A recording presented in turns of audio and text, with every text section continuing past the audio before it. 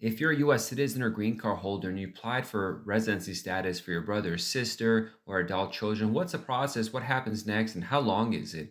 Well, these processes are typically protracted. Again, if you're filing for an adult child or a brother or sister, when many times nieces and nephews can come in on that too. First, you submit an I-130 petition. This is to show the government that your family relationship does exist. The date you file it is your place in line called the priority date. Now, this case, this form I-130 that's submitted may be approved in a year, maybe approved in 10 years. The timeline approval of that usually doesn't matter. There's a separate timeline, a big line that exists that moves pretty slowly. You got to go to a website called the Visa Bulletin under the Department of State, and it shows in those categories that you're applying for F1, F2B, F3, F4. These are specified based on being an adult unmarried child of a citizen, adult unmarried child of a green card holder, married child of a U.S. citizen, or sibling of a U.S. citizen. And you see what priority date, that place in line when they started the process from I-130 is being approved now. Again, it takes a while. It's different for every type of case and varies depending on which country you're from sometimes. Like for Mexico, Philippines is much longer than someone from France or from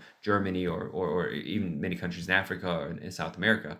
But you got to understand this is going to take a while. Eventually, you have to work with the National Visa Center if the sibling or child is outside the United States. This is where you upload documents related to the case, financial documents, birth certificates, passports, and the like, and eventually an interview happens. So be prepared for this long, drawn out process and know that the timeline for the I-130 petition, the first step to be approved, doesn't necessarily in most cases make a difference for how long the whole case is going to take. The only thing it may help out is if you have nieces or nephews or grandchildren, potentially they could come in the case too, depending on how long that first step took. And usually you want it to take longer. For more info, schedule a consultation time because it gets complicated to go over the Child Status Protection Act and also describing how it works out for each person. But I just want you to be aware of a general idea of what's going on.